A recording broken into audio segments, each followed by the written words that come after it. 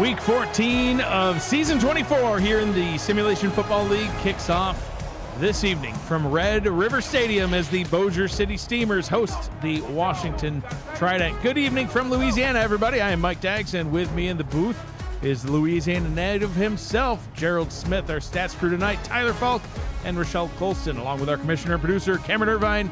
You are watching the Simulation Football League on the Virtual Football Network. Gerald, back home in Louisiana-ish. We're still a little far north. But yeah, but it's still nothing better than the hot, sticky, humid air. Louisiana makes you feel alive. Love bugs in the air. It's still spring. It's still a little bit drier than normal, but still, the humidity lets you know you're alive. Yeah, okay, sure. Well, we'll see we'll see how it impacts these teams. I'm sure they feel alive tonight because of this nice humid air. Washington's going to get the ball to start. Gerald, these two teams both having a fantastic season so far, especially Washington, who's going to be on offense first. We've got Bojer City. They're at 6-4. They can finish 8-4 like we talked about. They could also finish 6-6. A lot on the line here for both of these teams. Washington out in front in their division. They want to maintain that lead, and a win here tonight will certainly help them do that, as Vancouver is hot on their heels. But first, we'll get things started tonight with a return up to the 30-yard line, and that is where the quarterback, Tommy Utah, will come out onto the field after winning my vote for Offensive Player of the Week for his 4 passing touchdown, 2 rushing touchdown performance last week against L.A. Look, and it was well deserved. And, you know, if Bojer City stands to have a chance this game, they cannot let Tommy Utah have that type of repeat performance, because if he does, Bojer City he ain't gonna win against that. No, it's gonna be a real struggle. Even though Johnny Pickler can sling it himself, it's just gonna be a real struggle. So the Trident, they'll start off with an empty backfield, looking to I guess continue the onslaught of Tommy Utah passes as he rolls out left. Oh, that one was nearly picked off. Gerald, we saw that pressure get close to him last week, and it did not matter as the Lycans, got to him constantly, but he was still able to complete passes. Pressure finally got to him there and actually broke up the pass. Yeah, Stephen Fellows was in his face real quick and actually was able to get that down. And if the other defensive lineman would have actually put his hands out, he might have been able to pick that off, but luckily for the Trident, falls to the turf. Utah has all kinds of time, throws over the middle, and that one is complete to his favorite target from last weekend, Dazami Mihata, who caught all 4 of those passing touchdowns. Yeah, and Mihata is actually his favorite target on the season. That's his 47th catch on the season. And he leads the team in touchdowns as well. Mihata with 5 touchdown catches on the season. It's 3rd and short right here. I formation. They'll hand the ball off, easily getting that first down. Christopher Dean, you talked about him in the pregame show, Gerald, the fullback turned halfback, doing great things for the Trident this season. And he's a very large human being. These guys are labeled halfback, but they have fullback builds. And, and Christopher Dean has 6'3", 260. And Shane Kaufman, 6'1", 260. Wonder what they eating. Food. Gumbo. Mihata with a nice one-handed catch. Listen, I know he's a tight end, but he was playing like a wide receiver last week. Proud of him. Loved seeing it. It's not wearing 83, but 43, close enough. And he's kind of, I don't know any other way to call it, but rotund at 6'2", 280 as a tight end. Just rumbling down foot. Look, and we saw him outrun some guys last week. It was insane. Yeah, Gerald fat shaming players, and we're only 2 minutes into the game. I am not. You did it twice already. That's a large man, he says. He's rotund. What other adjectives he got? Look there's a big fella right there. What do you got to say about him? Well, he seems about normal. He's fit for his Biff Margaby's 6'4", 329. Dude, 329? Like, what are they feeding people these days? Yeah. I need to know what kind of workout room they got. Because they don't look like they're actually like sloppy, like big. They're just like fit big. Does that make sense? Utah pressure again. God, that's the 3rd time. Yeah, I was going to say 3 times on this drive. Pressure gets there and breaks up the pass. 3rd down and long now. Yeah, the third time right there, they actually got their hands up and being able to bat the ball down, right? And as we actually mentioned, too, guess who is number one and actually pass defenses batting ball down? It's what Washington is number one in that as well. But guess what? They're able to get their hands up right there and actually showing Washington that they can actually knock the ball down as well. They're down in 5. Utah drops back, gets it out to Dean. Dean tries to spin and can't get there. Bojer City gets the stop that they need, and Washington will have to punt. And they let them get close to down there and, like close to field goal range, but they're forcing a punt. So this is, for Bossier City, let them gain a little bit of yards right here by their defense, but they're able to get their offense the ball back to stop this drive. And wow, nice punt, but it goes right down to the goal line and bounces into the end zone for the touchback. So we'll see Johnny Pickler now come out onto the field, 11-season vet. Wow, it's so crazy. Gerald, I was in Boston and called his draft pick live on the air in person 11 seasons ago. I drafted him. It's forever ago. I know. I drafted him. And you didn't even give me a heads up. It was a secret.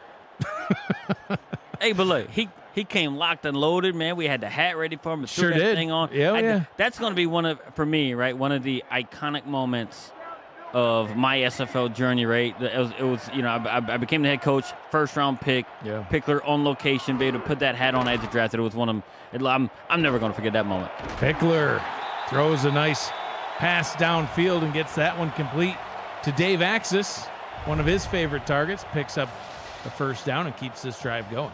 Yeah, Pickler, he just sees it coming, right? He just drops back a little back, and knowing Dave Axis gets a little bit nimble right there, being able to turn around and pick it up. And that's having trust, right? Having trust in your quarterback and wide receiver, right? To be able to throw it to the spot and then be able to make the adjustment to keep the ball out of danger as well. So very, very good athletic play by Axis. 2 receivers, 2 tight ends in the set. They'll stick down to the ground. It's Rob Noel with his first carry and an injury on the play. John DeSantis is down for the count.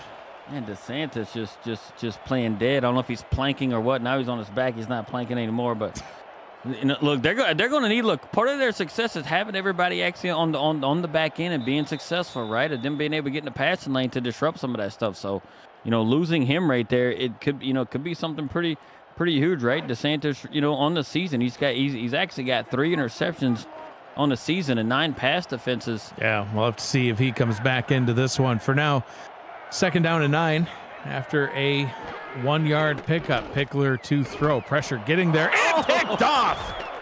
If DeSantis can't do it, Willie Bands will get it.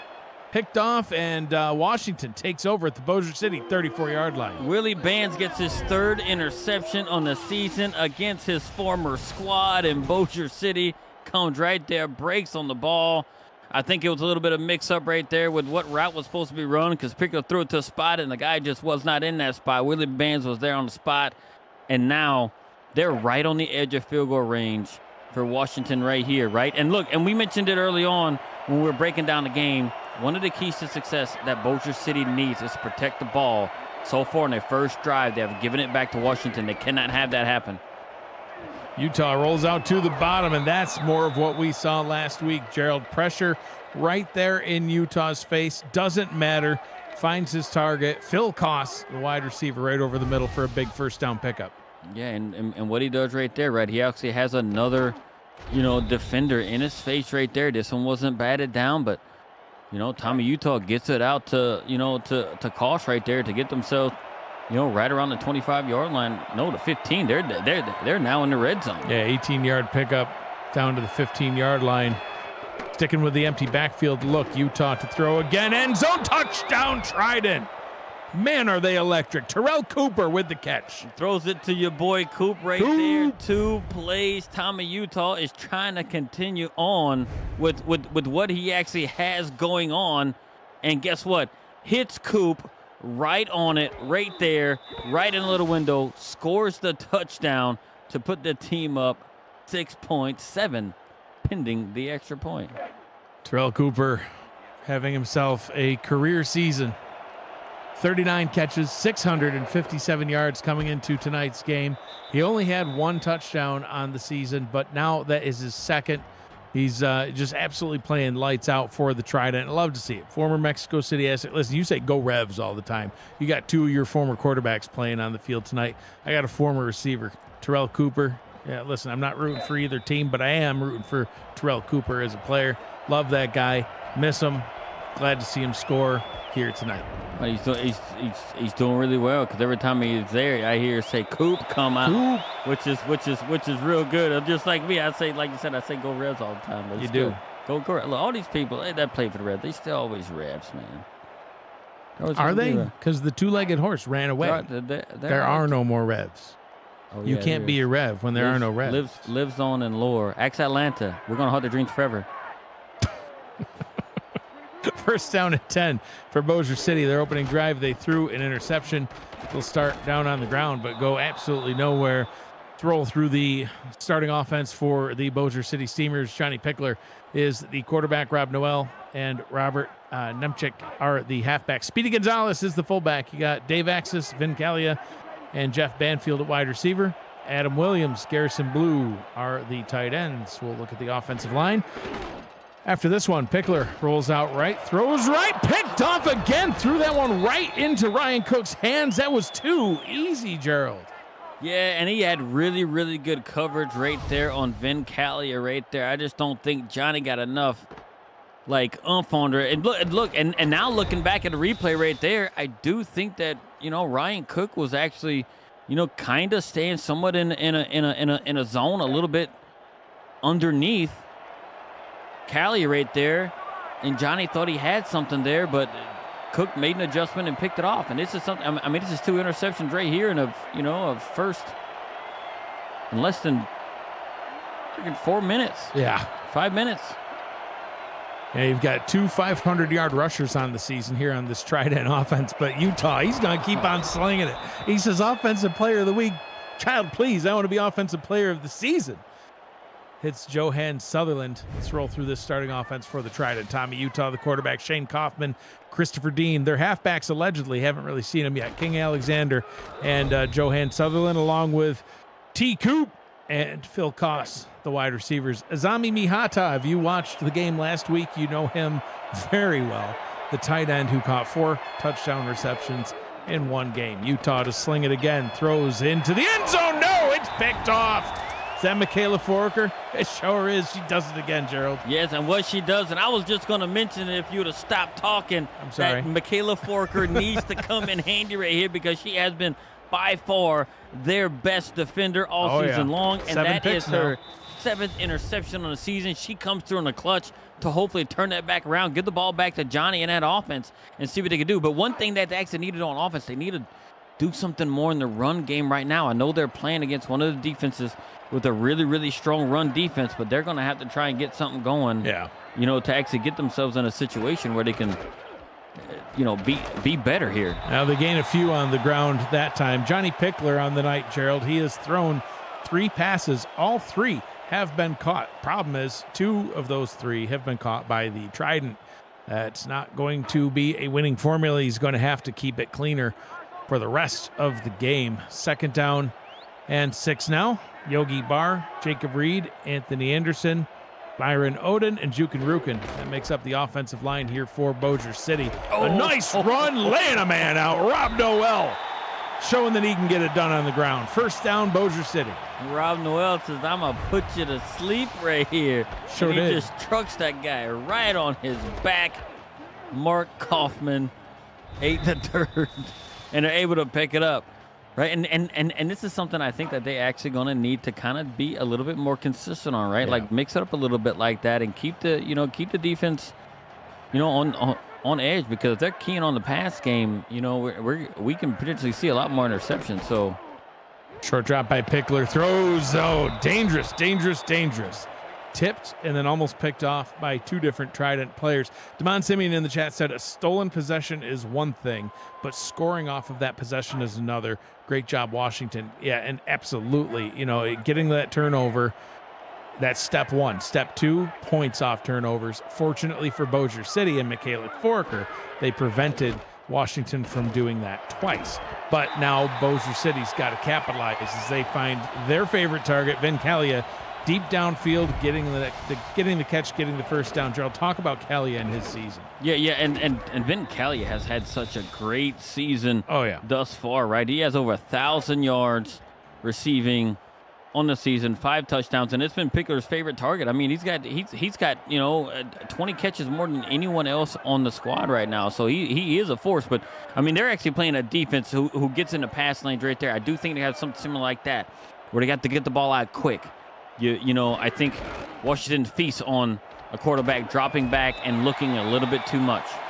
Nemsic picks up 4 yards, 2nd down and 6. Let's look at this Washington Trident defense. You got Rodney Panani, King McNeely, Doug Howard, Tina Begin on the defensive line, Nicholas Warner, Kappa Jones, Nathaniel Diggs, and TJ Harper at linebacker. Ball is handed off again, and immediately wrapping him up is one of those linebackers, Gerald, number 44, Nicholas Warner. Yeah, it's actually a former safety. They move him around all over the place, going back to safety, to linebacker, back to safety. Yeah, I thought so, but I thought it was going crazy. I was like, no, it's linebacker. Him. Yeah, he's been all over the field. Look, but he's straight loyal to the squad and doing his thing, right? Been in this franchise for 9 straight seasons. Pickler able to find one of his favorite targets, Garrison Blue. Big Blue picks up the first down as we finish talking about this Washington defense, the secondary that's already been giving Johnny Pickler fits. Mark Kaufman, Ryan Cook, John DeSantis, who's currently in the medical tent, Maxwell Quimby, Willie Bands, and Albert Begin. Interested to see if DeSantis comes back out there. He might be on the field right now, actually. Pass over the middle and a flag on the play. Let's see what the flag is. And they're going to call pass interference on Nicholas Warner. Automatic first down for Bossier City. Yeah, and it looks like he just he actually impeded his actual progress right there. Got right in the way, just stood there, just act like he owned the lane. And say, nope, you got to go around me if you want to do something. Ref saw it otherwise. Maybe it's good. Like this, Bojer City is taking the turnover they got, and they're actually marching down the field. Really, really good for them right now. Yeah, they started it like their own 4, I think. Oh, wide open. Blitzed just about everybody. Kept 3 people back deep, which was smart, but blitzed everyone, and Pickler able to read that. Wily old vet gets the pass off and complete. And that's what you get right there out of a veteran quarterback like Johnny, right? Being able to recognize, hey, there's way too many people for the offensive line to block me, and I got a ton of people open. And guess what he does? Gets it out there to his fullback in the worm, Adam Williams. And now they are at the 15 looking to score.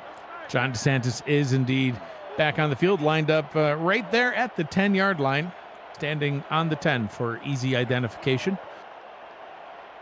1st and 10 from the 15. Pressure on its way again. Pickler trying to find Blue. Slightly overthrows him. Come on, Blue. You gotta use them wheels and them long arms. You're 6'5". You gotta show the world how tight ends do it. He didn't on that play. I don't know if he was not in the right spot or Johnny threw a little bit further out, but all the people they brought, you would expect that they would actually have a lot more people open, but really, really good coverage by the Washington defense. 3 straight completions comes to an end as Blue misses that one. 2nd down and 10. I formation for the Steamers. Pickler short drop to throw, tries to get it out to Blue again. Come on, Blue. You're gonna make hashtag throw it to the tight end start trending negatively. You can't miss those. Look, chances are it would have went for a very, very minimal gain. But that, I mean, just matter like the psyche that actually goes in there. Hey, a quarterback's making a good throw and you can't pick it up, or even on the receiving side of it. Hey, man, you gotta catch those right there and actually bring it in because you never know what can happen. 3 to the bottom, 1 to the top. They'll throw the screen and tries to get the first down. Can't do it. Rob Noel. He's only able to pick up 6, and they'll be forced into a field goal. Still going to be points off turnovers, Gerald, but after a nice long drive like that, you got to think that they're a little disappointed that it's going to end with only 3 instead of 7. Yeah, and I would have liked to see right there on that play that that them hold the ball a little bit longer right here as He's got it. makes the field goal there. But I would have liked Pickler to see him hold on to the ball a little bit longer, let those receivers get a little bit further downfield to create a little bit of space out there for the running back when they dumped it off. I think they're a little bit too quick, and maybe that may have been the difference between them picking up those extra 4 yards. Yeah, on a 3rd and 10 to see the screen, I mean, try to catch the defense napping. Hey, if they had blitzed 8 again, that might very well have worked. But, yeah, they haven't called on Matt Fennick to do a whole lot this season, Gerald. That's only his 11th field goal, and here we are in week 14. So not a lot of kicking action for Fennick, but he's still perfect on the season, 11 of 11. And gets the first points on the board for Bojer City. So back out onto the field goes the Washington Trident. The tackles, Robert Thump and Scott Pancake. I'd like to see an ID and see if that's a legal name. Bill McMillian and Phil McMillian, they've been around for a while each.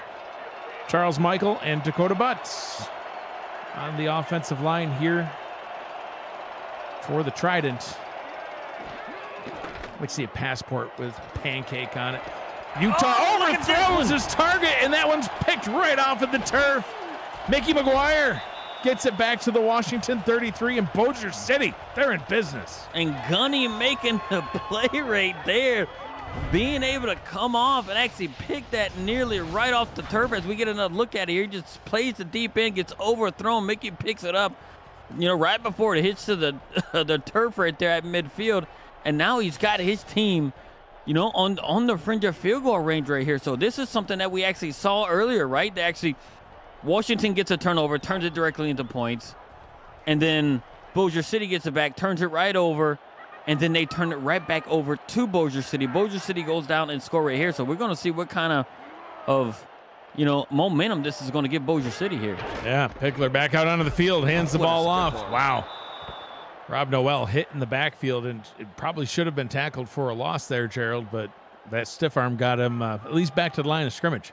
Yeah, I thought it was going to go a lot more than that. Stiff arm the guy right there, but maybe this is going to be right here. I think they need to stay, I think for Bossier City to be a lot more successful than what they have been, they need to reduce these third downs. Oh, with that catch. Oh. Wow, Blue 0 for 3 on the last 3 passes that went his way. 3rd down and 10. I just don't think they have to pick up positive yards. In my opinion, on 1st down for Bossier City, they need to pick up about 4 yards right there to make that 2nd down a lot more manageable, which makes that 3rd down a lot more manageable because you don't want to get stuck in these 3rd and long situations. It just doesn't bode well. Fennick's long on the season. Him. Why'd you get his way? Get out the way, Blue. Oh, Blue. Blue's having himself a difficult night. Pickler trying to pick up the 1st down. Can't do it. Matt Fennick on the season as long as 46. This will be from 46. 11 of 11 so far. Pickler at least picking him up yards to get him in field goal range, Gerald. I don't think they were when the ball was at the 33. It would have been a 50-yarder. This one's on its way. Curves back in and long enough. It's good. So 2 turnovers, both end in points for the Steamers, but only 3 points apiece. They trail 7-6. Yeah, we can't. Man, like this right here, the 2 turnovers they got. Look, they got 6 points off of the 2 turnovers, man. But if they could have turned both of those into touchdowns, they would be in a lot better position right here because it's just. And it's hard to say if Johnny would have picked up that 1st down, have Blue not been in his way.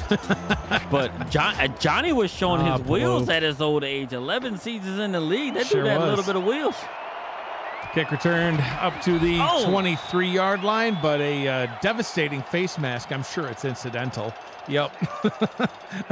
Dang near snapped his head right off his body and spiked it like a bowling ball. But it's almost like it's a penalty, but it's like a mild reward. Yeah. If you rip his face off, we want to see that. We'll give you 5. Yeah. But if it looks like it's borderline, it's 15. iffy. Yeah. If you're gonna commit it. You need to commit to making the foul. If you're gonna do something, do something. Yeah. Tommy Utah's got to do something. He's got 2 interceptions on the day so far. Utah throws over the middle. Gerald, that could have been his 3rd interception. King Alexander gets the catch. That's not how I saw that going. Zach Halldorf was like right there. I don't know how he missed it. I know. But he did, and oh man.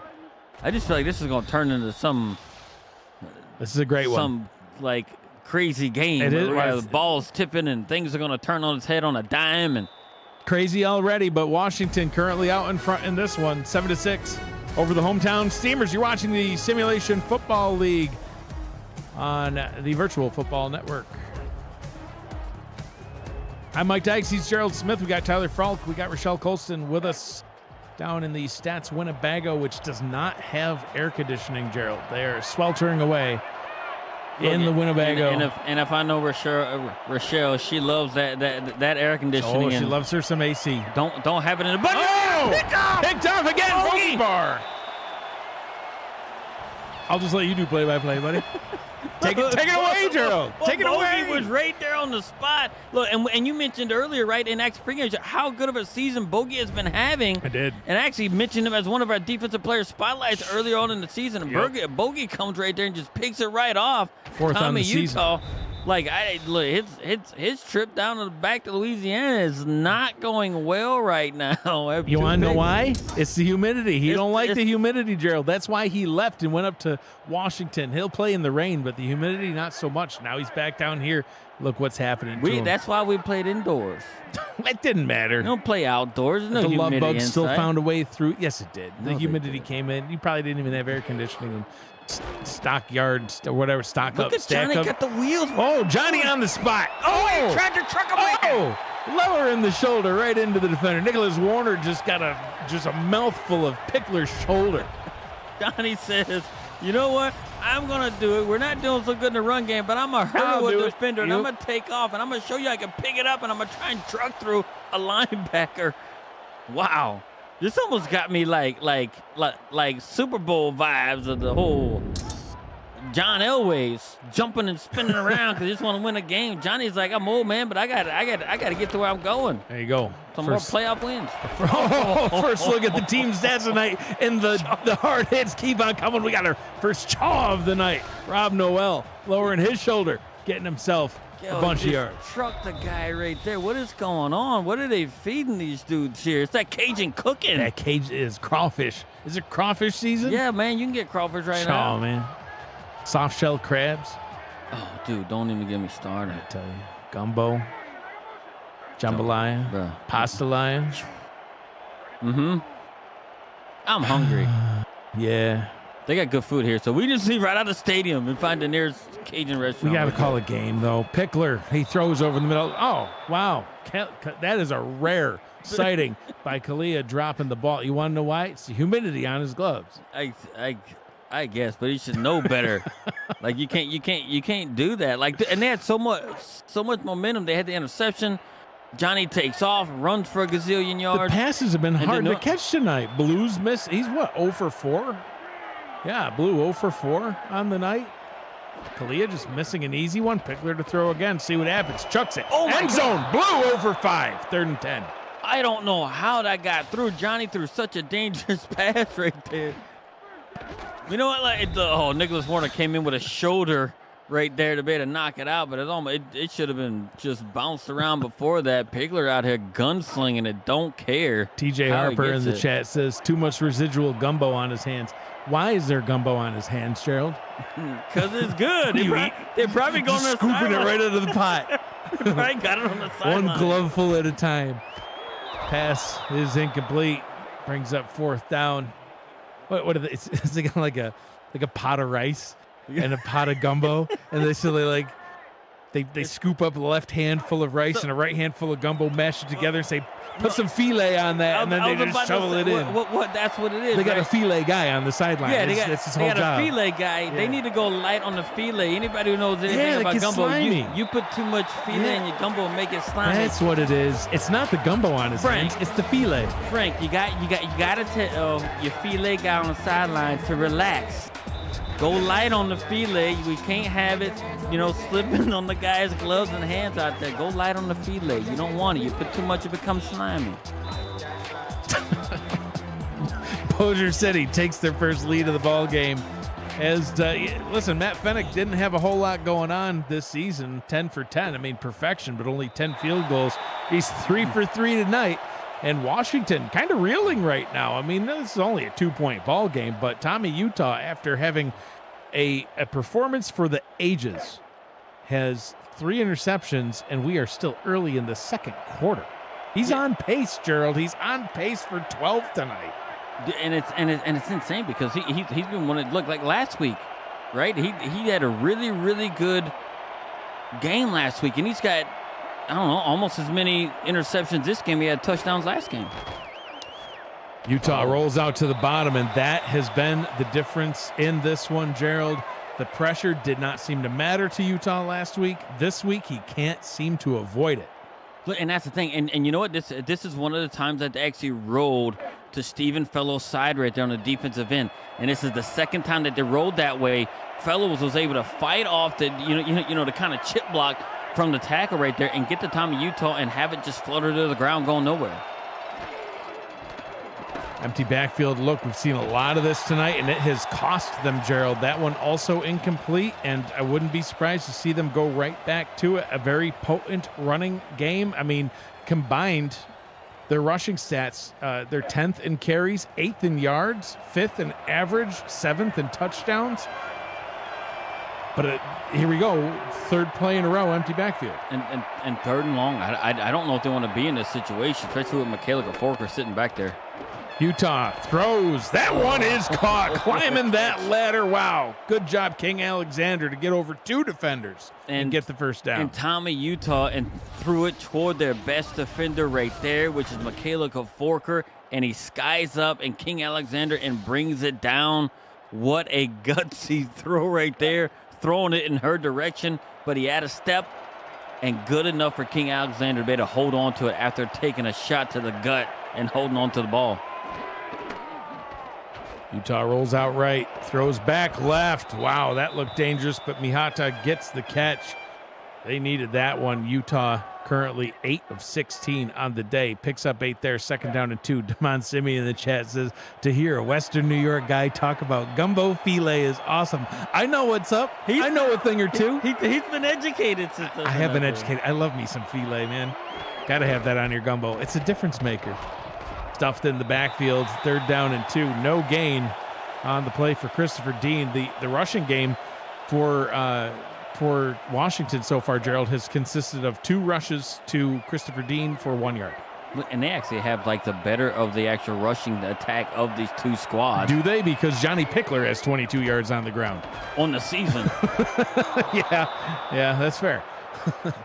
Well, he's getting them tonight. So I mean, if I would have told you, hey, look, you'd have a quarterback out rushing a team on the ground, you'd be like, nah, man, you crazy. Yeah. Especially a team like this. I mean, they're number 7 in rushing on the season right now, Washington. Ball is handed off to Dean once again. He fumbles, and they recovered. Washington got the ball back. Yeah, Utah jumping right on that one. Wow.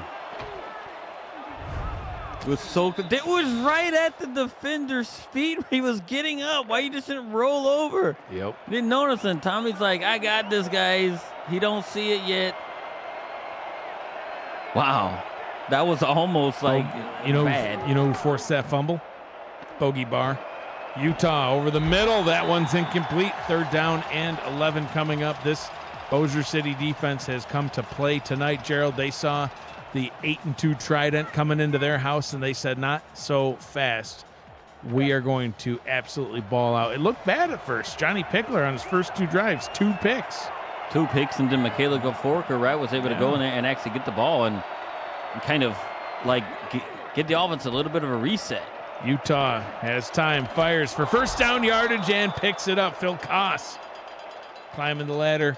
Gets the catch, gets the 1st down. Look, this is one of the few times we've seen Tommy drop back and have a ton of time right there. He felt so comfortable right there, not rushed, anything else. Those routes matured, people started moving around, and he had a guy come right across the middle, right? And that's where he done a lot of his damage. We've seen during the highlights and stuff, and during the show, he done a lot of his damage over the middle. So if I am Bojer City, I'm starting to kind of just inch toward the middle right there because that's where Tommy likes to throw the ball. Utah in the gun. He says anything Pickler can do, I can do as well. Picks up 8 by running it on the ground, and we have a new rushing leader in the game for the Washington Trident, none other than Tommy Utah, just like we expected coming in. It's the actual two quarterbacks that have the higher numbers than the running backs right now. But look, you know what Tommy does? Smarter than Johnny. Slide. Get down. Don't take the hit. Yeah, Johnny put his whole shoulder into. Another fumble, and this time it's still recovered by the Trident. 2 fumbles, but none lost. 3rd down and 1. And Christopher Dean is not happy with himself right there. Yeah, he's not happy that he also tried that filet. Yeah, and Bob Funk, right? Apparently they got on a visitor sideline too. Well, yeah, sharing is caring. But you can listen, when you come to Mexico City, I share tacos with the opponents. They're all laced with, never mind. We'll just leave it at that. 3rd and 1. That's why you're undefeated at home. Oh, they just gave some free yards there. Yeah, Shane Kaufman picked up the 1st down, but that's a personal foul. Yeah, personal foul, face mask variety. That'll get them half the distance to the goal. Ball will be placed at the 8-yard line. 1st and goal for the Trident as they look to reclaim their lead midway through quarter number 2. You don't want to give them free yards right there. Look, I know it's only half the distance, but it's still, more than they would have gotten had there been no penalty. 1st and goal from the 8, and Utah's in the gun. Utah looks, fires. That one's incomplete, trying to get it out to Mihata. 2nd and goal. And Tremel was right there, just waiting. It's almost like he seen Mihata just kind of leaking out right there, and he was right there to kind of, help disrupt that play. Look at these stats. Like you wouldn't think that Utah would have these stats after the game he had last week. I know. Guy Clausen in the chat calling me out. The tacos are laced with what, Mike? Salsa huichol. It's a delicious taco sauce. That's all. Christopher Dean not able to pick up much. 3rd and goal, and expect to see Utah throwing it again. Yeah, and this is where it gets a little bit dangerous, right? Because you are so close to the end zone right here. Everything just bottles up. And he's got to be really, really careful right here. And it looks like man coverage that they have right here as well. Utah drops back, rolls right, looks, fires, end zone, incomplete.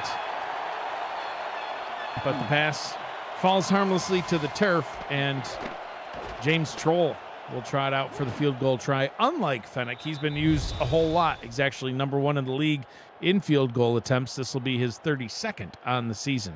Yeah, that ball just flies out the back end zone. That is batted away by Gunny, and good for them, right, to be able to just limit the damage right here and force a field goal. Field goal is up. Field goal is good. Washington 10, Bossier City 9 after a 16-play, 73-yard drive. My goodness. Like, would you be mad at that if you're a coach, right? You put together a 16-play drive, you take up 4.5 minutes, and you come away with a field goal. Yeah. I think I'm okay with it because it actually stalled the momentum that Bojer City had because they put up 9 unanswered, right? 3 possessions. They go down there and actually put points on the board. I'm okay with it, and it also does give you the lead back. It does indeed. But, man, touchdown would have been nice. Kick returned by Pink Lisa up to the 37-yard line. Nice return for Bojer City, and they'll be set up in good starting field position. Rooms are going to go fast. They are going fast, in fact, for the 2025 SFL convention, kicking off the league's 25th anniversary season this year, July 10th to the 13th. In Baltimore, Maryland. If you want to go, you need to book your room now. Please and thanks. Join SFL Nation at the rooftop pool of our host hotel, the Hyatt Regency. You can reserve your room now at the special group rate by visiting simfl.net. The link is right at the top of the website. Please go. We want to see you all there. Jared and I will be there. It's underrated, I tell you. The SFL convention is really underrated. So much fun. Listen, even if you're not like a social butterfly, you don't need to be. Just go, hang out, let people come up to you and talk to you if you feel like it. Just put yourself out there. It's a good time. So, whether you're an introvert, extrovert, you'll have a good time. Right, and if it actually proves anything, like Mike and I wouldn't have never met one another without this league, and here we are sitting together in the same booth each and every week. That's it. Calling these games. 2nd down and 5. Yeah, first met you all the way back several years ago now in season 11. The very first SFL convention. Yep, I remember going up to Cam and saying, "Who's the sexy guy wearing the backwards hat?" And he goes, "I don't see one, But I see Gerald over there, though. I lost my voice at that convention, yelling at the TV the whole time. 3rd and inches. Getting the yards to pick up the first down. Rob Noel gets it done, keeps the drive going. Clock rolling, 3 minutes to go here in the first half. Look, and I think this is actually going to be really, really good for Bojer City, right? If they can keep this going and actually chew up all this clock and get points, because I do believe they actually get the ball at half. So, you know, if they can go down there and get points, they can turn around and actually double dip on it, as they call it. Pickler hands that one off to Nemsic, who only picks up a single yard. Bojer City will indeed start with possession of the football here in the second half. So, yeah, prime opportunity now to double dip. A lot of paint was used for this center field logo, Gerald. There's a giant rectangle. Pickler rolls out left, throws left. One-on-one coverage, but the ball is batted up in the air. Ball's incomplete. We've got an update from Pittsburgh. Cameron Irvine at SFL Studios. Thank you, Mike. Pittsburgh taking their role as spoilers seriously. Hand off to BB Belitz into the end zone. Check that, Mike Churchill. Pittsburgh leads Fort Worth 14-0. They're just a minute behind you in the second quarter. Back to you. Thank you for holding on to that shot just long enough for the blimp. I appreciate it. Oh, look at this nice pass down the left side. That was a great catch and run. Jeff Banfield getting the completion. I was distracted by the blimp. I apologize. And, yeah, good first down for Bojer City. They're in scoring range. Yeah, Jeff Banfield coming over from Nashville. And as Johnny Pickler, you know, kind of dropped back there on the midfield logo. I got something to say about the midfield logo here in a second. But being able to get themselves down there in a position now where they can actually, you know, chew some of the clock and actually taking the midfield now. Yeah, you got time. You got 2 minute warning here, so go ahead. Well, now the midfield, like the field has been renamed, right? Robo Memorial Field, who just recently had passed away. But it's actually a whole thing where, hey, look, it's, you know, now Robo Field. He used to play, there you go, you know, as teammates of, you know, of Frank Wade, Garrison Blue, you know, and all the guys as well. A really, really good friend, one of the best friends of Dave Axis as well. So, absolutely, you know, has him, you know, him being a former member of the Rebs, you know, he definitely will be missed. Pickler drops back, fires down the middle. That one is caught. Jeff Banfield with another big catch, setting up Bojer City with a first down and goal. Yeah, so look, and they're actually getting down there now, right? And look, this is a completely different game than what we were looking at for the first 2 drives of the game right here, right? Where they actually had an opportunity, and Washington had an opportunity after their second pick to actually put Powell on the points and get themselves a 2-score lead. What happened? They end up in a situation.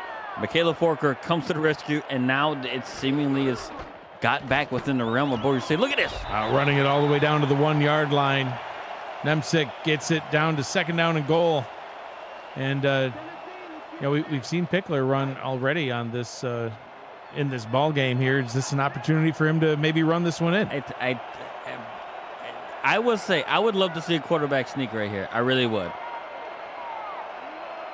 Pickler under center, hands this one off, running and diving into the end zone. Touchdown, Steamers. Rob Noel punches it into the end zone. And he literally punches it into the end zone right here. As you can see, when he dives out, he actually outstretches the ball. You don't see running backs really do this at all right here.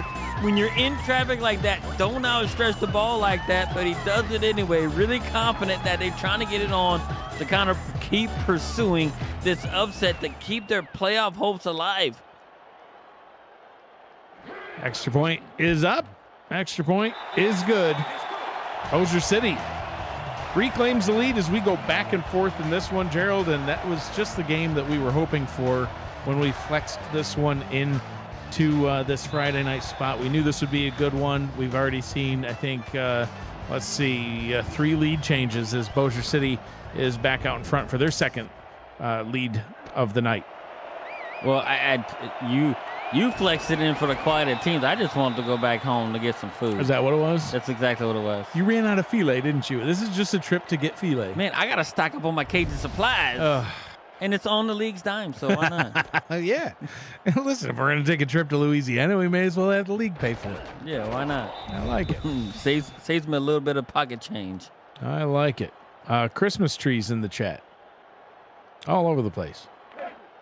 I'm confused. I think I missed something. I don't know if I missed anything.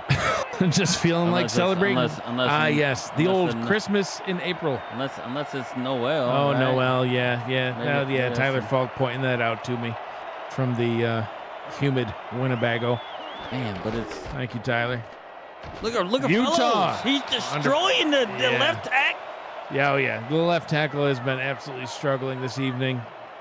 Give that man some help. And who's that over there? That's your boy Pancake over there, just struggling. Second down and I still need to see that passport. See, when teams visit Mexico City, I can check passport because I need them to get down to the game. You probably take them. Yeah, we do. Yeah, Utah under pressure again. Down he goes, sacked by Biff Markham. Third down and 16. And Stephen Fellows again on there as well. As you see, the fan says, my boy Stephen Fellows wreaking havoc as well. Markham comes up the middle. Fellows comes right around the end right there. And they meet right at the quarterback.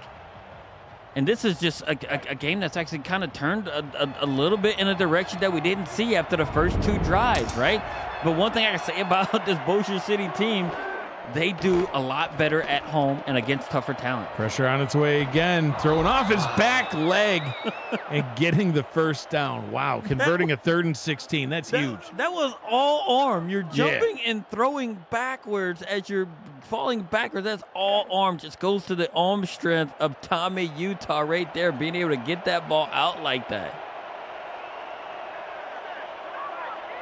Christian Brown in the chat says, get biffed. He made it into a verb. On the sack. Utah rolls out right. Right tackle holding up a little bit better than the left tackle. Johan Sutherland gets the first down, and Washington will call their second timeout, one remaining. Looking as they start approaching midfield right here, are they going to be, super aggressive and try to keep pursuing it like they are? Or are they going to just try and slow this down a bit? I would keep being aggressive, and I do think they are. Because look, they've lost all momentum right now. Oh, Utah throws a pick. Michaela Forker. Gerald's already scratching her name down on paper for Defensive Player of the Week.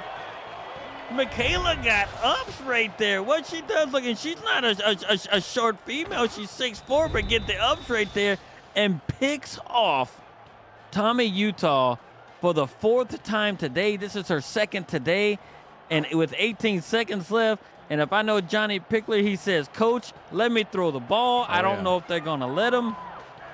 But I do think this is an opportunity. You have 18 seconds. Quads look on the field for the Steamers. Pickler, he'll throw. He throws a quick one over the middle. That one's caught by Kalia. They'll hurry back to the line, taking those timeouts to the concession stand for more gumbo. What is happening? What I just said.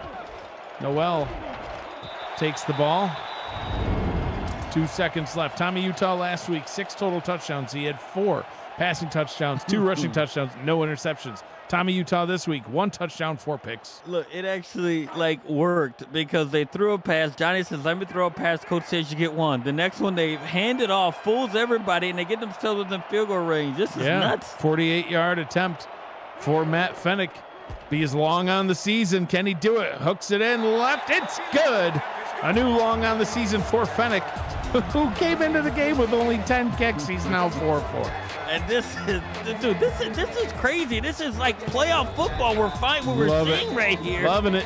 One team's already in the playoffs. The other one's still fighting in a tough South Division.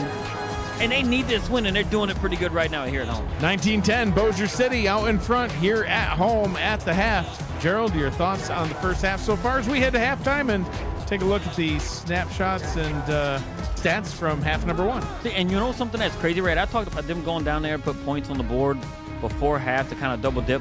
They did it twice. They went down there, they got that touchdown. Yeah. Guess what they did? They forced a turnover and then got another field goal. So they put 10 points on within probably like the last 2 minutes of the game. And they get the ball back. And they get the ball back right here. So pretty impressive by them after they've outscored Washington 19-3 since they threw their second pick. Bojer City threw their second pick. Amazing. Halftime player of the game, none other than Fennick. 4-4. Get it done. kickers are people too. I love to see that. Let's take a quick halftime break presented by Brakes GPT. We just pulled a full-size Taylor Swift helmet. Shout out to all our Swifties. Travis Kelce. This is a Giants Lawrence Taylor. Patrick Mahomes. Chad Johnson with the Ocho Cinco. We have a Drew Brees. Is that an O.J. Simpson jersey? An Aaron Rodgers. Oh my goodness. Tom Brady! Tom Brady! Quite the array of talent advertised in that video, Gerald. You got your guy Drew Brees in there? Yeah, of course. A Louisiana man. staple. That's a Super Bowl winning guy there. Break into the world of sports memorabilia collecting with Brakes GPT, featuring signed football jerseys, helmets, photos, and more. Brakes GPT offers you the shot at winning autographed and authenticated sports memorabilia at a fraction of the price. Join the community of collectors on our Brakes GPT Facebook page and lock in your shot at hitting a humongous headliner on our site, BrakesGPT.com. One of the backup running backs here in Washington, J.R. Redmond, down on the field. He'll head to the medical tent for some gumbo, because that's how they heal things here. I think it was still hungry. He didn't get his Coach, I didn't get my serving. filet. I need a little bit more on my next scoop of gumbo. Don't get it on your gloves, Redmond. 1st and 10 for the Steamers out in front in this one. Rob Noel. The Christmas reference makes sense to me now, Gerald. I'm just a little slow sometimes. We've got an update from Pittsburgh in a little bit. 2nd down and 7 after that 3-yard pickup. See, and I think this is what they need on 1st down, right? For them to continually keep the game in their favor. Get 3 to 4 yards on 1st down. Make that 2nd down a little bit more manageable, which can also make your 3rd down more manageable. Pickler hands this one out, bottled up behind the line. And he goes backwards. Nemsic going nowhere. 3rd down and 9. Well, when I say your 2nd and 7, you need that on 1st down. I don't mean go backwards on 2nd down and create you a 3rd and long, but but they haven't been being too shabby right here on their with their team right now. So at least recently, he's 8 of 18 on the day. And finds his target down the left sideline, complete to Jeff Banfield. He's had a couple of big ones. Banfield right there. I think he was even surprised that it even reached to him. He just kind of Johnny threaded the needle right there. Yeah, 19 yards. Yeah, look, he played for me in Louisiana, and he loves to live on the edge, and he goes for it like that, making a pass like that. And Banfield's like, I got it. That's why you seen him kind of stutter. I can't believe I caught it. But now they're at midfield. Right on the midfield line. Pickler to throw. Short one over the middle. Gets that one complete to Jeff Banfield. And we've got the update from Pittsburgh. Cameron Irvine, take it away. Thank you, Mike. Fort Worth, perfect 2-minute execution scored to make it 14-7. But then Devin Lloyd on the ensuing kickoff takes it 100 yards to the house. Pittsburgh leads Fort Worth 21-7 to start the 3rd. Back to you. Wow. Louisiana North. We're getting that pick wrong so far. Yeah. Never been so happy to be wrong in my life. Yeah, but like Sorry, Fort Fort Worth. It's just Fort Worth, like I said, like in the show, like they just have a habit of playing down to their opponents, and they just can't do it. And they're doing it on the road. Like, guess what? You know what's important in the playoffs? If you want to be considered a quality team, it's winning on the road. And they've been playing. You can't play up and down to the town of your opponent. You have to go in there and actually mean business each and every week. Big 3rd and 7 to keep this drive alive. Pass is caught. Can he get the first down? No. 1 yard shy of the line to gain. Couldn't quite get it done, Gerald, and that will bring this drive to an end. I would think about going for this right here, right? Or even coming out and just actually doing it, right? And it does look like they're going to punt, right? But you don't want to throw the ball to Danny Dimes might throw it. They don't call him Danny Dimes for nothing. To Thomas Brown. Fake it, Danny. A backup. But punts that one away. It'll fall down at the 5-yard line and bounce into the end zone for the touchback. So Bossier City not able to triple dip, I guess. They were able to, get the 2 scores right before the half, but still a 2-score lead now here over the 8-2 Trident. Look, and this is something that Washington needed right here to open up the 3rd quarter, right? To try and stop their offense from going down and put any kind of points on the board, because Bojer City has been putting points on the board, you know, on most of all their drives that they actually had the ball. So, you know, it's a start for Washington to try and get some of that momentum back. Utah keeps on throwing, gets that one complete to Johan Sutherland. 4 interceptions on the day, Gerald. That is not slowing Utah down. They come right out in that empty backfield look. We've seen a grand total of 8 rushes by, well, not even. We've got 7 rushes by this Washington Trident squad, and 3 of them have been by Tommy Utah. Their running backs have a combined 4 carries for 7 yards between Christopher Dean and Shane Kaufman. Oh, look at adding one more on there, yeah, and he's able to pick up 8 yards. So that's why I'd like to see that something a little bit more balanced. I mean, yeah, I know Tommy Utah just got highlighted as the offensive player of the week. You can't knock a performance like that. It was amazing to watch. But here we are, watching him just come out here slinging it nonstop again, and it's hurting this team right now. They're losing by 9. Look, and I do think part of him just not doing so well is because of the play of actually Stephen Fellows II, like on that defensive end spot. He's actually owning that left tackle right now. When they roll out that way, I think it's a recipe for disaster. And as I say that, Fellows gets pancaked by pancake. That's what pancakes do. They make other pancakes. Wait a second. That doesn't make sense. First down and 10 from midfield. Right back to the empty backfield look. Utah in the, or under center, I should say. Phil Koss in motion down to the bottom. 4 receiving options down there now. He'll roll down that way. Throws over the middle. Finds Mihata, who's breaking a tackle. Getting inside the 30-yard line. Great play by Mihata. He picks up a good chunk of yards there. Look, and guess what? Like any coach would tell you, right, as a quarterback, don't roll one way and throw it right back across. But guess what? Mihata was just far too open to step on Bogey Ball right there that he just could not, you know, pass on the opportunity to throw the ball to him. And it's for a huge gain, right? And now they're actually got themselves in field goal range right here. And I mean, but they're looking to put up another touchdown. They definitely are. I mean, I think they would take the field goal. They want to cut it down to a 1-score ball game no matter what.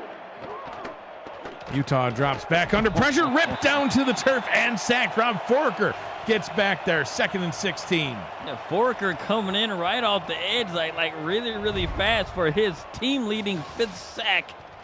Tied with Stephen Fellows right now with the 5th sack on the season. Come out real quick and actually has them now like 2nd and extremely long.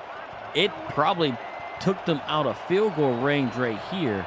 So we're going to see how this is going to go because the defensive line is playing, you know, as good as they have been. I mean, you could be looking at them sitting a lot further back than what they are right now. James Troll has hit one from 50 this season. This would be from 51 if they don't gain any more yards. That is complete for a 1st down plus a flag. I want to say this is going to be roughing the passer. No, they're going to call pass interference. Where?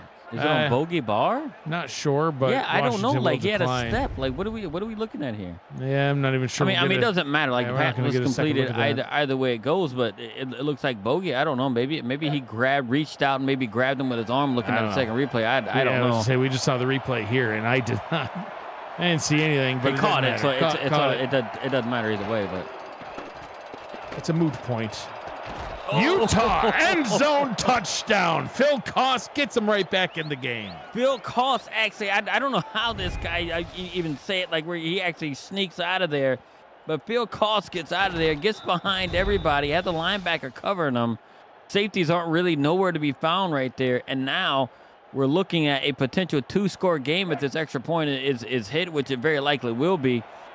And now we're going to see if Washington has the momentum or if the Steamers can actually come out and actually try to regain some of that momentum, because I do think it was pretty important for them to actually go down on that opening drive of the 3rd quarter and actually get something going and put some points on the board to kind of, you know, put Washington under the gun a little bit. But now it's, you know, now that he went down and scored a touchdown, it looks, I mean, it's only 2-score. A field goal can take the lead, and we are, you know, just over midway through the 3rd quarter. Kick return taken up the middle and brought out to the 28-yard line. For those of you who tuned in late, a little recap. Washington started off with the football in the first quarter. They would have to punt that ball away. Bojer City right out on the field. Johnny Pickler would throw his first interception of the night. Washington would capitalize off of that on a 2-play, 34-yard drive, punching it in with a 15-yard touchdown pass. Pickler would come right back out on the field, throw another interception, but then Tommy Utah, not to let Pickler throw them all, decided to throw an interception himself. Bojer City capitalizing on that with a 32-yard field goal, and Utah throwing another pick on the ensuing drive.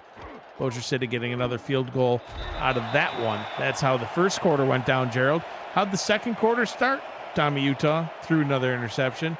Bojer City capitalized off of it again with another field goal. Imagine if all three of those points off turnover drives were all touchdowns. Imagine the score now. Washington, they responded back with a field goal of their own and back and forth with a touchdown and another field goal. Here we are, 19-17. Bojer City out in front. This game's been a great one so far, 3rd and 9. And before that opening drive of the third quarter by the Steamers, they scored on 5 straight possessions.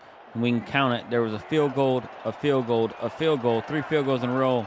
Then they turned one of those into a touchdown, and then they made another field goal right before the end of the half. So, fumble on the play, picked up by number 73, tackled for a loss there. 3rd down and 9. No, Johnny's down. Pickler injured on the play. That is devastating news for the Steamers. Oh, that is not good. But look, they have quarterback Silas Christensen going to come in, and we're going to see what the young rookie has right now. This will be his first action, Gerald. Right. So he's going to sit there and they're going to see, and we're going to review this. I don't think it matters either way. It's still going to be 4th down, but it's Silas Christensen. It's going to be interesting to see what he's going to do. His first action on the season off of an injury for Johnny Pickler. We're going to see how long Johnny Pickler is going to stay out of the game, but they drafted him 2nd round, pick 41, Mr. Irrelevant, the very last player chosen. Yep, very last pick in the draft. So we're going to see what this young quarterback's going to be able to do on their very next drive. But this is very, very good defensive series for Washington.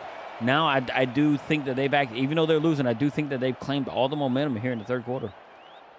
So it'll be a 4th down. So we'll see after that glowing introduction to Silas Christensen if he even comes back out onto the field or comes onto the field at all in this next Bojer City possession. As Danny Dimes is out there to punt that one away. And we'll keep an eye out for Pickler, of course, as Bojer City now nursing a 2-point lead, and Washington back in possession of the football. TJ Harper just made me smile. Get your food? Yeah, that's actually a Napoleon Dynamite reference right there. So it's good. If you've seen the movie, you know what I'm talking about. Made me smile and laugh. Utah under center. Rolls out left, empty backfield, throws, tipped, incomplete. And he's just been under pressure all night. And that's a large part of the reason why, Gerald, that he's thrown those 4 interceptions. I mean, credit to the secondary for actually getting those picks. But, it's that pressure that's getting right there all over in his face that's causing it. And it's Stephen Fellows. Every time he actually rolls out to his left, it just hasn't been all that successful. And then he throws it there. It feels a little rushed. And you got players like Bogey Barr right in the way. Utah throws. That one's incomplete. Yeah, pass broken up by Gunny himself.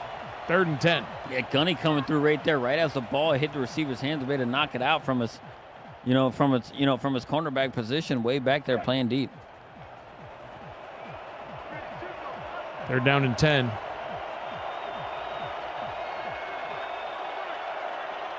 Utah, once again, 3 snaps with an empty backfield in a row.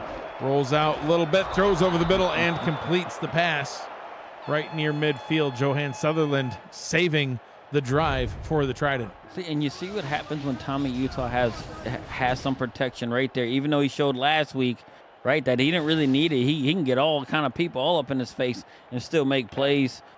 And he has a little bit of time right here, and he actually, gets it. And now they're getting to close to midfield. As I see, Sudon Nakai knows my favorite animal of all time. Utah fumbles, picked up. Big man running, but running the wrong way. I think we're going to see another review, Gerald, to see if that arm was coming forward. Utah, fortunately, gets up on his feet, unlike Pickler. And 11-yard loss on the play. Pressure all over. Right there. Stephen Fellows again, just kind of coming through right off the edge, just tearing up the left tackle right there. And they just haven't had an answer for it. There we go. We'll take a retroactive look at the play. Presented by Retroid. Get your console to play the SFL on the go at goretroid.com. See if the pass was indeed coming forward. It looked to me like it probably was. Yeah, I don't think it was. It's so close, so bang bang. I don't know if we can get another look at it there, slow mo, maybe from a different angle.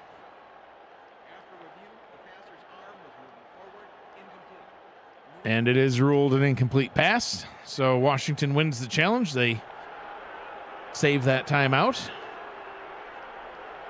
And they will not lose 11 yards. So second down and 10. And it doesn't just discredit Stephen Fellows at all, in my opinion, because he's been, he's been tearing pancake up off that side, and maybe he's just took it right till lunch and was like, hey, I'm just going to eat pancake up all day. Utah throws and completes the pass to Phil Koss. Phil Koss has been all over the field tonight, Gerald. He's got a bunch of catches. He's actually leading the team in catches with that one. That makes number 6. Yeah, and it's kind of crazy because he was not the leading receiver on this squad coming into this game right here, right? He had Mihata at the tight end spot leading it, and then you had Coop, coming in right there, and then he was tied third with a couple other receivers. Utah rolls left again, throws over the middle, and that one is incomplete. Little early contact there as the receiver is being tackled to the ground when the pass arrived. I don't know on that one. If we get another look at it, I think it was a little bit of a bang type play. That one looked more obvious to me. It's close. I think it was over him at that point, but it's watching it in replay, it looked closer. Watching it live, I was good with it. I thought that it was. I thought it looked. Something looked off. I'll put it. I don't know. I want to see them play. If it's blatant, hey, it's just it's call it. But in a game like this, yeah, let them play, ref. Let them play. Let them play. Wow, that was quite a chant. That was inspiring, in fact. It was not. It was so late. Utah throws down to the 9-yard line. Coop with the catch, first down and goal. Yeah, I just mentioned Coop a while ago with being, one of their leading wide receivers. He comes through right here with a huge catch and takes a huge hit right there. Second on the day. And he one-handed it looked like, as well, while taking a hit.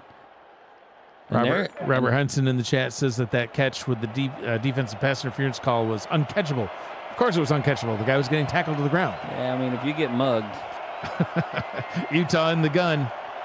On first and goal from the 9. Pitches this one out to Dean. A rare Trident run this evening. Picks up about 3 yards. Second and goal.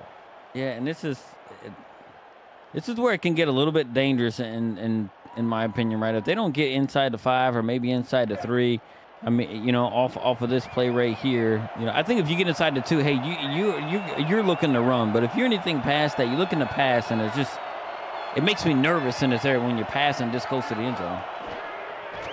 Utah hands it off. And getting about half of what is needed. Shane Kaufman sets him up with a third down and goal from about the 2-yard line. What are we doing right here? Let's see what, Utah, what kind of alignment they're going to have on offense here. Oh, they can do anything out of this formation. Tommy, Utah sneak potentially? Utah, no, he'll hand it off to Dean. Dean forces his way through and gets into the end zone. Touchdown, Trident, and they reclaim the lead. Dean went basically untouched, and here with this right here, as we see the third down efficiency by the Trident, 8 for 10 on third down, and it includes this touchdown right here, and they have now regained the lead. They have scored 13 penalty extra point. It's going to be 14 points that have been unanswered by the Steamers right here, because the Steamers going into half had all the momentum, outscored their opponent, right? After that first touchdown, 2-score lead at the half, 19-3, and they have been blanked right here so far in the second half. 24-19, Washington out in front here in this one. You're watching the Simulation Football League action right here on the Virtual Football Network. This week on VFN will feature SFL tonight through Sunday. The UFL will be on Monday and Wednesday, and the SFL's final week of the regular season kicks off on Friday. It's another week of nonstop action here on the Virtual Football Network. Dave Axis trying to get the breakaway play of the game, but gets tackled at the 32-yard line instead. That is where the Steamers will take back over on offense. Johnny Pickler, 12 of 24, about 150 yards. No touchdowns tonight. He has thrown 2 picks. His quarterback rating, Gerald, is a lower number than our age. But we're old, so, I guess that's not saying much. Well, I feel that age. What age? His quarterback rating or your actual age? Sometimes. Yeah, sometimes. 35.4? Yeah. Do you specifically feel 35.4 years old? 35.4, yeah. Sometimes I'm a 35.5. Pickler throwing this one over the middle. Poor Garrison Blue has had a night to forget. 1 of 7 on receptions. He's got 1 catch for 11 yards. He also got in Pickler's way, tripped him up. As that was Silas Christensen's first pass, Gerald. Johnny Pickler still injured. So Christensen, let's see what he can do here for the Steamers offense. Hands that one off to Noel. And another update from Pittsburgh. Cameron Irvine at SFL Studios. Thank you, Mike. Eric Price for Fort Worth. 12 straight completions here in the second half. Hits Robert Garrett Jr. for his first touchdown of the season. Pittsburgh's lead is cut to 4. They're down to 7 minutes to go. 21-17 Pitt. Back to you.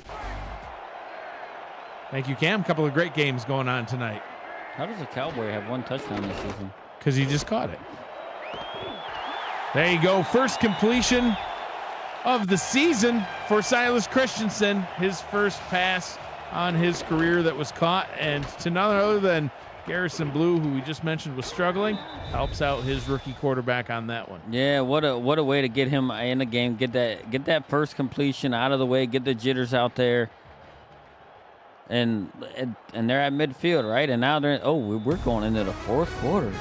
Put your fours up, because we're heading to the fourth quarter. 3 quarters in the books. 10 minutes remains here from Bojer City. The Trident out in front, 24-19.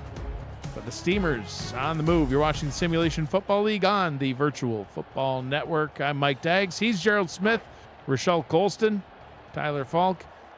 Down in the steamy Winnebago. On stats, Cameron Irvine at SFL Studios on production.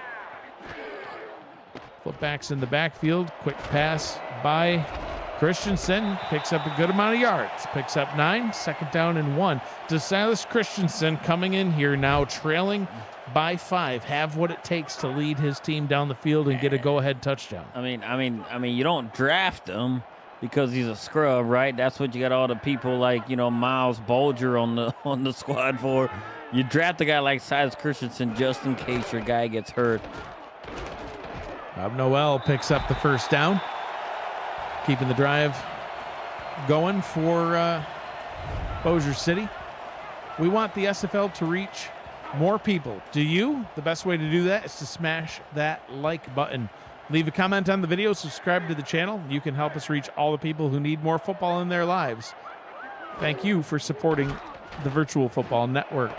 Oh, wow. Wow, pass over the middle, but guess what? Pickler back out on the field, and he throws a dime to Garrison Blue. This is crazy. Pickler's like, I'm going to let the kid throw 3 passes. Yep, and I'm back.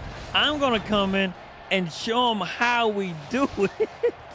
I can just see him screaming on the sideline. Yeah, let me back in. I got to do this. I'm good, Coach. Man, but your finger's broken. Just cut it off. Or Ronnie Lott style. There you go. Cut it Lobbed off. his finger right off, went back out there. That should not have happened. That is disturbing. Rob Noel brought down by Nathaniel Diggs, second down and 10. This is, and I'm not saying this is where they want to be, but they're in a really, really good spot right here to just close the lead down, whether they get a field goal right here or they can come out with taking the lead. You know, if they keep pursuing it down, then being right here on the 13-yard line. Pickler, short drop, quick pass, end zone picked off, overthrew his target. What was that? And kneeling down in the end zone is Mark Kaufman. Oh, a little fight. Oh, and he's mad about it. I'd be mad about it too. You lost a finger coming back in the game, but I don't know. They looked like there was a lot of contact right there with Dave Axis up in the middle, and I don't know why they had that they didn't call that call. There was so much traffic and in the way, and I do think it kind of impeded Dave Axis right there. I do think they missed a PI call right there. I agree. And maybe that's what Johnny was, more Just mad about yeah. right there is because a potential call was missed when he's seen a lot of those closer calls missed and actually called against his team. First down and 10 now for Utah and the Trident. As he finds Mihata wide open over the middle, and man, it really feels like the momentum shifted hard on that interception. I mean, that was like a divine intervention type drive, right? Christensen's on the field for his first action in the season on his rookie season here in week 14, and he's getting the team downfield. Pickler comes back out, throws a laser, but then throws a pick, and now Mihata wide open. You just saw the last 10 passes for Utah. He's playing great now, and Washington out in front in this one by 5 and on the move. Yeah, look, and the defense can't let that kind of demoralize you. Still got a job to do. Go out there and do it. Finding Coop over the middle, getting past midfield. Cooper's third catch of the ball game. And that's the Trident, another first down. Cooper now with 50 yards on the day. Yeah, and right there too, it was right over the outstretched hand right there of Freddie Trammell. Just couldn't get to it, Him being 6'1", just couldn't get up a little bit high enough to be able to knock the ball down, and now Washington is just across midfield and looking to tack on more points. Look at Fellow. Utah to throw. Shakes off the sack, throws downfield, finds Mihata. First down inside the red zone. What a play. Fellows has been terrorizing him all game long and had an opportunity to get that solo sack on the day, and guess what he does? He completely missed it. Tommy Utah said, I've been hit way harder than that. Need more than that to bring me down, and then finds a guy open. As Gunny was spectating, right? I do think Gunny, got caught sleeping right there. Yep. Thinking that Tommy Utah was going to go down, and he left, took his eye off the guy he's supposed to be covering there. Utah keeps on throwing it, throws down. Oh, pick off again. Michaela Forker does the hat trick and starts breaking tackles, getting it out to the 24-yard line. Bossier City's not done yet. Michaela to the rescue, her 9th, which is like as of this point the league leading interception getter. And what does she do? She picks it off and almost tries to return it for a pick 6 right here for his third on the season. But guess what? The last time they got a pick in this area by Michaela, they drove down and got some points on the board. Sure did. The killer drive. This is a way for them to regain the momentum. Now, what Johnny has to do, we talked about it in the pregame show when we broke down this game.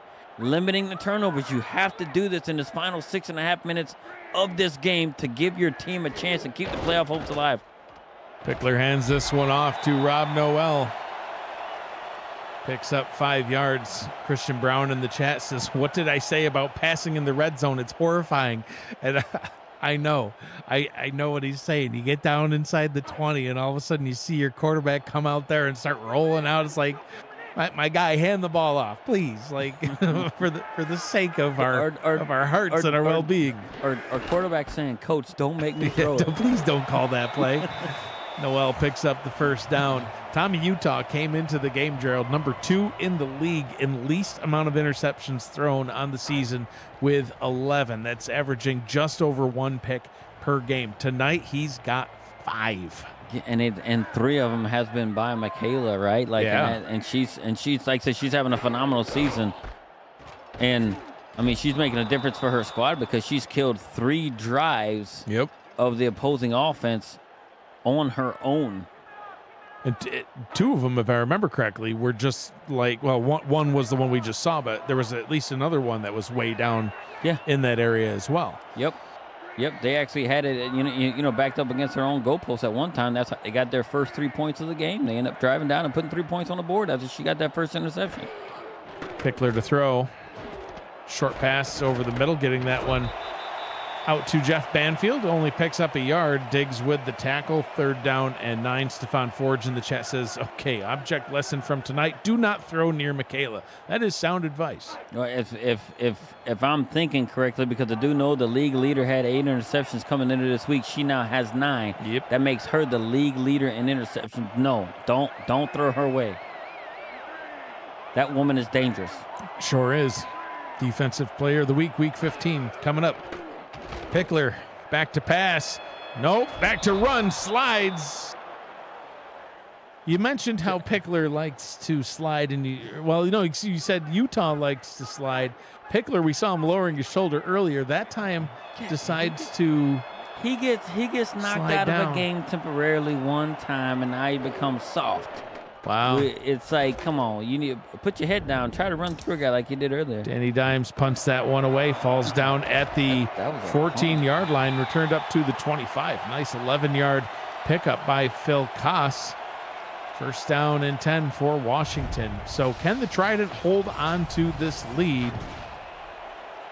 I don't know. I mean, Utah, 22 of 39. 39 passes, and he's going to keep on slinging it. He's not showing any signs of handing the ball off to anybody. His running backs don't even have a combined 10 carries to his 39 pass attempts. He's got 2 touchdown passes, Gerald, but 5 picks. And he's coming out right here to sling it. I think this is dangerous. Oh, Forker's just licking her chops. She's ready. Yeah. Just you go ahead, throw it, Utah.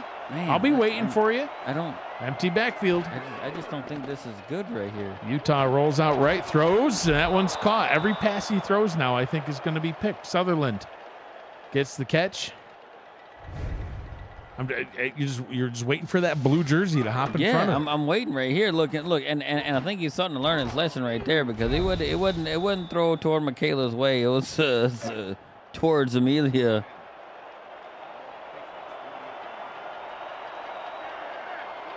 First down and 10 from the 38. Utah over the middle, finds Cooper, crosses midfield. You mentioned the league leader in interceptions heading into the week was who?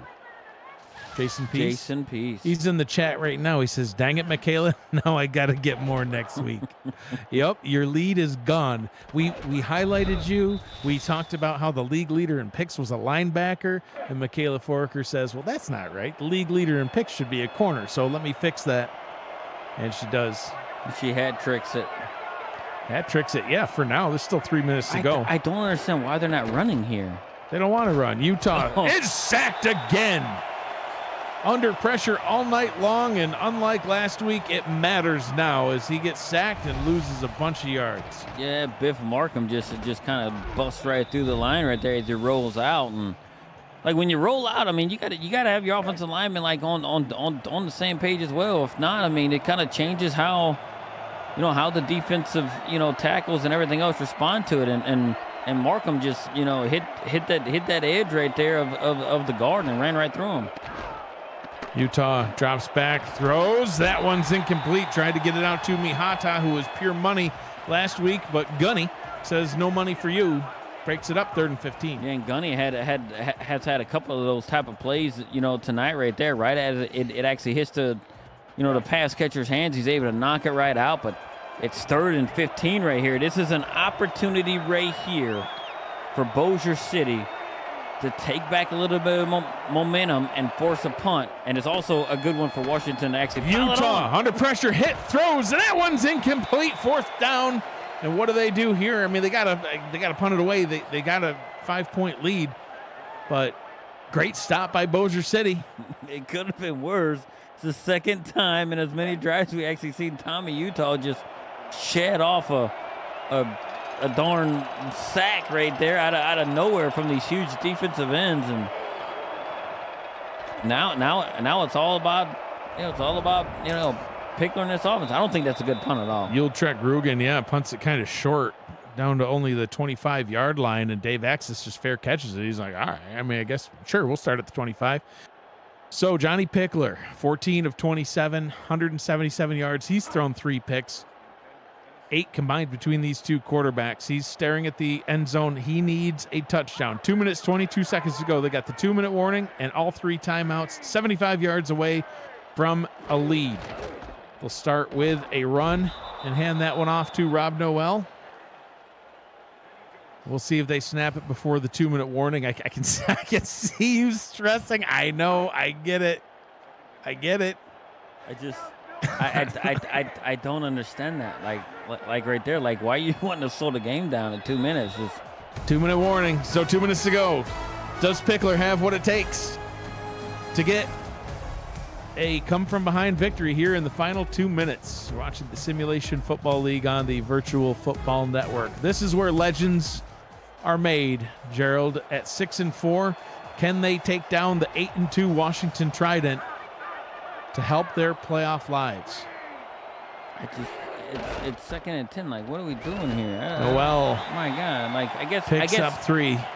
I guess you're playing, because everything now is actually 4-down territory, but it's a weird situation where it's just you might get stuck. It's a mixed bag of nuts. They want to be the last to score ultimately. They don't want to leave Washington time because they know Utah's going to sling it. Oh, that's it. Picked off. John DeSantis, he was injured in the first quarter, Gerald. He comes back to haunt Johnny Pickler, who's now thrown 4 interceptions, and Washington is just a couple of snaps away from getting the win. Wow, it's almost like he just sat right in that zone, like he was just he was baiting Johnny right there. But Bossier City still has 3 timeouts. It's not over yet, but it's not close. Looking very, very good for them. I mean, they force a field goal and not allow they get first down. It's obviously over. Game. Yeah, a first down would end it. A field goal would turn it into an 8-point game. They have to get it back, though, as Dean has got fresh legs, gets his run there, and Bojer City calls their first timeout. Meanwhile, over in Pittsburgh, how about that, Gerald? The Pittsburgh Riverhogs get a 10-point victory over the Fort Worth Toros, and the South is starting to take a little bit more shape as it looks. Well, I mean, obviously, Fort Worth falls to 6-5 now, and Bojer City on the cusp of also falling to 6-5.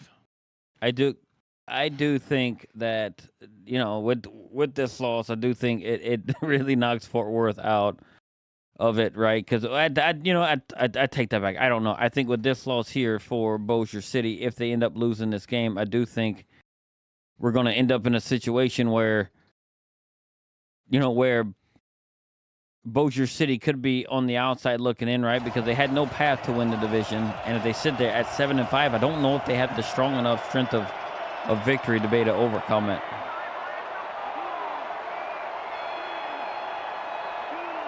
Can they pick up the first down here? Ball is handed off, and they do. And they're going to go into the end zone for the statement touchdown to seal the victory.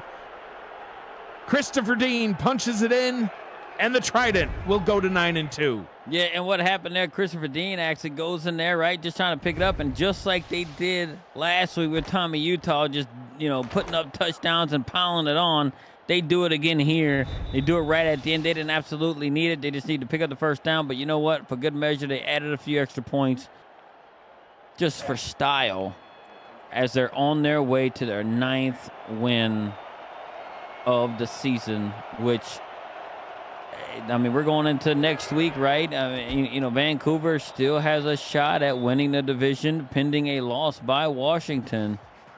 And if they win out, so Washington's still not a lock for that.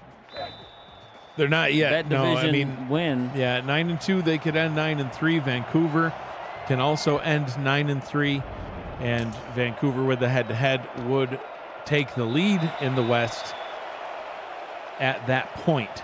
So it's all going to come down to next week. And we can actually start talking like a little bit of playoffs right now, which is like in terms of like, what does this loss do for Bossier City? It very much looks like they're going to lose this game.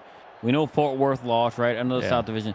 Those were 2 of the 12 teams that were actually in They were. the playoffs. And Now they, with they this might loss, still be in the top 12. You know what I but, mean? Yeah, but with that fifth loss, it means that the best that they can do is 7-5. And we've talked about it so many times that those 7 wins just might not be enough to get yourself into the playoffs, especially with so many teams that currently still have only 4 losses. So, yeah, but that also puts you in a situation now where you got to worry about like DC coming up and doing it, and then also Florida kind of getting it where to do it. And what if, Queen City ends at 7-5, and actually, Denver does something really, really similar.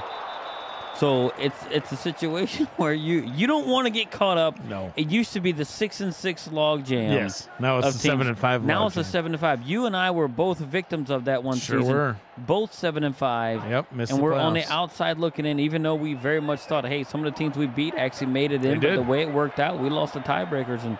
And you don't want to get caught up in that, because you with the winning record, you don't want to sit there at home knowing you're better than some of the teams in there. But look, if you'd have won that one more game, you would have got yourself in and secured it. So 8 wins, you're in. Yes. 7-5, that's a maybe. It's a maybe, yeah, and quite frankly, 6-6 is absolutely not going to be good enough. Not this season, probably not most seasons going forward. So, both Bojer City and Fort Worth only a loss away from guaranteeing that they miss the playoffs this season. Now, after we thought there was a good chance the entire South might make it in. Now, after both of those South Division teams losing here tonight, that is very much in question. So, it's great how so many things come down to Week 15, though, isn't it? Sometimes you're watching football on TV, and some of those late season games just don't matter.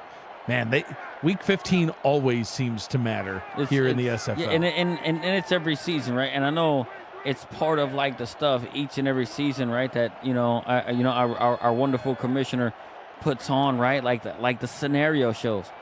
Yeah. I like it, but damn, it takes too long. Just let me know who's in, who's Just out. who's in, who's out. They gotta do the math. They got to do the math, and they do it live, and it takes hours, right? And like I said, our beautiful commish and his staff, right, do a wonderful job at doing it. But damn, I'm like, just get to the damn point. I want to know if we have a chance or we don't. Yeah, listen, I'm too old. I go to sleep and I just wake up and I look to see what happened because I Well, that's the can't, thing. Like, if you're doing your job as a team and you win in the games you need to win, you don't have to watch that game. We were always on the cusp, and we had to worry about this person losing, this person winning, and everything else. But you know what? At the end of the day, if we were actually doing our jobs as a team, we would not have to worry about that scenario show. But guess what? It actually is how it is, and that's how it shakes out.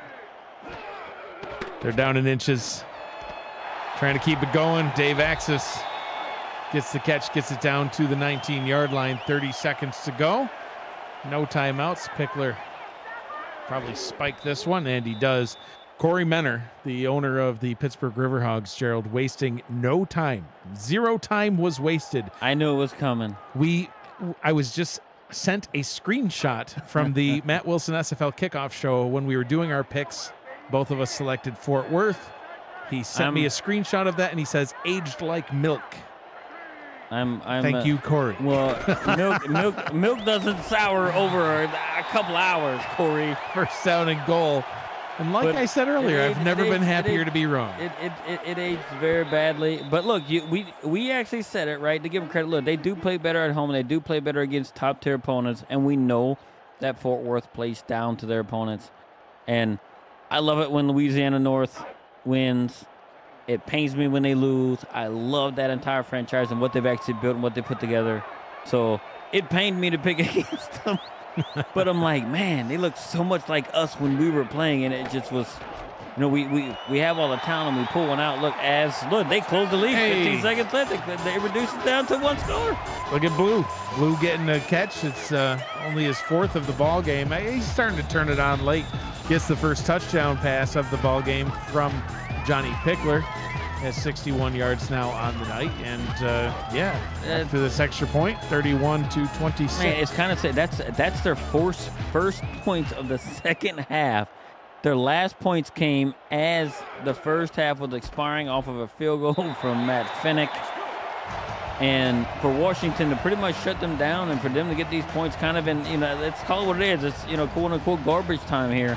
Onside kick try coming up. Look, and I don't even know if they have enough time, even with 15 seconds. I think to it would actually just do be, anything with it. they'd have to do a quick pass and a Hail Mary. Ball is bouncing, and it is recovered by Washington, and they will get out of here with the win. That one was a little bit close, but Bojer City unable to secure it. Washington will get the win. Week 14 of the SFL Season 24 continues on Saturday, headlined by a battle of two top teams in the SFL. The 7-3 Mexico City Aztecs, they play host to the 8-2 Albuquerque Adams at 6:30 p.m. Eastern. Other matchups include DC Baltimore, Arizona Los Angeles, and Indianapolis Florida, all right here on the Virtual Football Network. Gerald, we had 2 great games tonight.